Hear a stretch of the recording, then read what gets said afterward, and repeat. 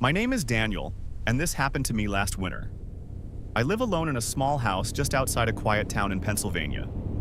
It's the kind of place where the houses are far apart and the woods start right behind your backyard. Most nights it's peaceful. Too peaceful sometimes. That night started like any other. It was around 11:40 p.m. I was sitting in the living room watching TV, half paying attention to some late-night movie. Outside, the wind was moving slowly through the trees, and every now and then you could hear branches tapping against the roof. Normal winter night sounds. My dog Max was asleep on the floor beside the couch. Or at least he was. Until suddenly he lifted his head. His ears stood straight up. At first I didn't think much of it. Dogs react to random sounds all the time. Maybe a raccoon outside. Maybe a deer moving through the yard. But then Max stood up. Slowly. He wasn't barking. He wasn't growling. He was just staring at the front door. That's when I heard it. Crunch. A slow step in the snow outside. I muted the TV. For a few seconds there was silence. Then another step. Crunch. Someone was walking outside my house. I frowned and looked toward the window. That wasn't normal. I live at the end of a dirt road. No one walks out here at midnight. If someone comes to my house, they drive. I stood up and walked toward the window beside the front door. But when I looked outside, I saw nothing. Just the porch light shining on fresh snow. No person, no car, no footprints. I stood there for a moment, confused. Then the sound came again. But this time it wasn't in front of the house. It was on the side of the house. Crunch, crunch, crunch. Slow footsteps moving through the snow beside the wall. Max started growling quietly. The kind of low growl dogs make when they're nervous. My stomach tightened. I moved toward the kitchen window, the one that looks down the side yard. The footsteps kept moving. Slow. Steady. Like someone was walking around the house. I reached the window and looked outside. Nothing. The snow was untouched. No one there. But the footsteps kept going. Now they were moving toward the backyard. Crunch, crunch, crunch. Max was fully alert now, standing beside me with his fur slightly raised. I whispered to myself, "Okay, that's weird." I grabbed my phone and turned on the flashlight. Then I opened the back door and stepped onto the porch. Cold air rushed in immediately. The backyard was completely empty. The woods behind the house were dark and silent. No movement, no person, no animal. Just smooth snow across the yard. But then, right behind me, on the other side of the house, I heard the footsteps again. Crunch. I froze. The sound was now moving toward the front yard again, like someone was slowly walking a circle around my house. And then something happened that made my blood run cold. The footsteps suddenly stopped, right outside my bedroom window, and then, very slowly, something scratched against the glass. The sound on the window was slow, deliberate, like someone dragging their fingernail across the glass. I stood frozen on the back porch. The cold air didn't even register anymore. Max suddenly started barking from inside the house, loud, panicked. That snapped me out of it. I stepped back inside and quickly shut the door behind me. "Max, hey!" But he wasn't looking at me. He was staring down the hallway, toward my bedroom, and growling. That deep, low growl again. The kind dogs make when they're scared but ready to defend. My stomach dropped, because my bedroom window is on the front side of the house, which meant whatever had scratched the glass was now standing right outside my bedroom. I slowly walked down the hallway. Every step felt louder than it should have. The house was silent now. No footsteps, no scratching. Just Max's low growl echoing slightly in the hallway. When I reached the bedroom door, I stopped. The curtain on the window was closed, but the porch light outside was on, which meant if someone was standing there, I'd see their shadow through the curtain. I stood there staring, waiting. Nothing. My heart was pounding so hard I could hear it in my ears. Finally, I stepped closer and grabbed the curtain. I hesitated for a second, then pulled it open. The yard outside was empty. Just snow and the pale yellow light from the porch. No person, no animal, nothing. I let out a shaky breath. Okay? I'm losing my mind, I whispered.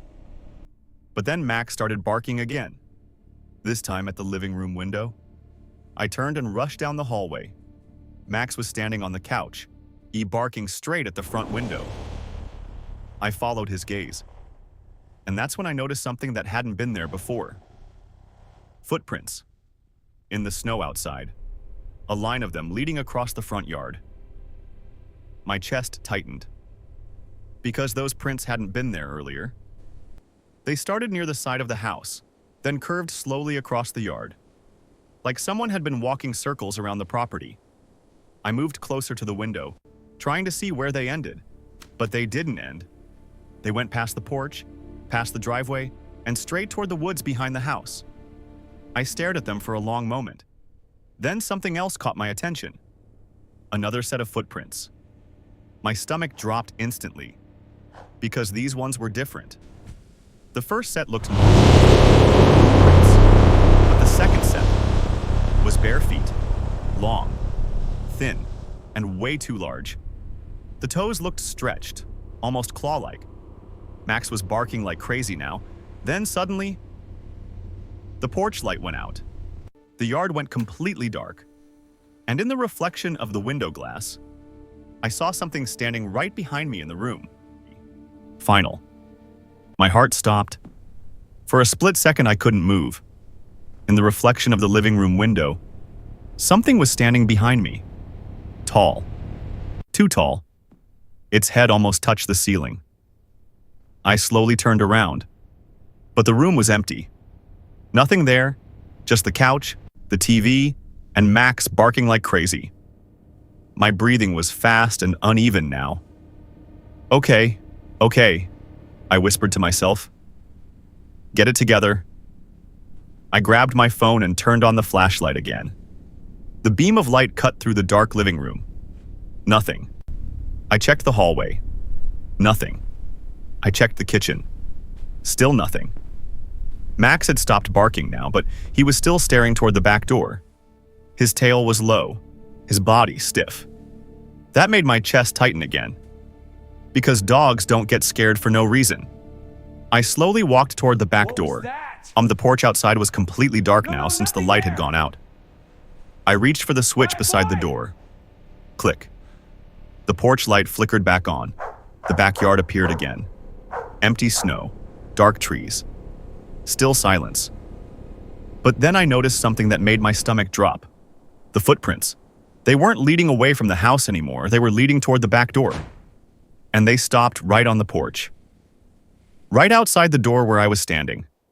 I felt my throat go dry, because there was no return trail. Whatever made those prints had walked up to my door, and never walked away. Max suddenly started growling again. Low, dangerous. He wasn't looking outside anymore. He was looking at the ceiling. Slowly, very slowly, I lifted my head, and that's when I saw it. Two long, our pale hands gripping the edge of the ceiling beam, and something slowly lowering itself down into the living room. Its arms were impossibly long, its skin pale gray, its face thin and stretched with dark, empty eyes. And it was smiling. That same horrible, wide smile. My body finally reacted. I grabbed the nearest thing I could find, a chair, and threw it toward the creature. It dropped instantly, fast, too fast, and disappeared into the hallway darkness. Max chased after it barking. Then suddenly, everything went silent. No barking, no movement, nothing. My chest felt like it might explode. "Max," I whispered. No response. I stood there shaking for several seconds before slowly walking toward the hallway. My flashlight beam moved across the walls, across the floor. Then I saw Max, standing at the end of the hallway, completely still, looking at the front door, not barking, not moving, just staring. Then he slowly backed away, whimpering, and the front door handle began to turn. Very slowly, the door creaked open by itself. Cold night air rushed into the house, but no one was standing there, just the dark yard and fresh snow. I slammed the door shut immediately and locked it. That night I didn't sleep. I sat in the living room with every light on until sunrise.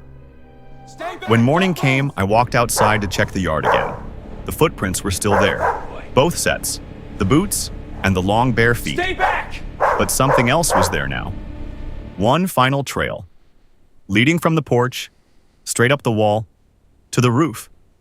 I sold the house 2 months later. I never went back. But sometimes, late at night, when everything is quiet, I still hear it. Walking. Outside my house,